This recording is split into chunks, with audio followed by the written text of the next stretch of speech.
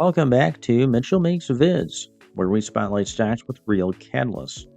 I'm Mitchell, and today we're covering Intelligent Biosolutions, ticker INBS, a medical technology company pioneering non invasive, fingerprint based drug screening solutions for rapid, accurate testing at workplaces and clinics worldwide.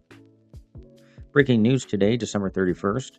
Intelligent Biosolutions announced a strategic manufacturing partnership with Surmia Johari, quadrupling production capacity, delivering over 40% cost savings, and boosting gross margins by approximately 20 points, positioning the company for scalable growth and improved profitability heading into 2026.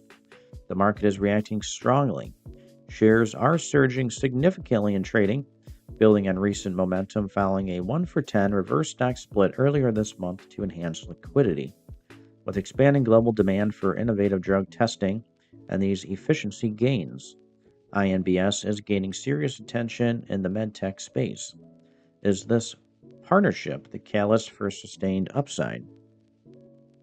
Share your thoughts below. Buy the surge, hold, or watch. Like for more medtech alerts, subscribe and hit the bell.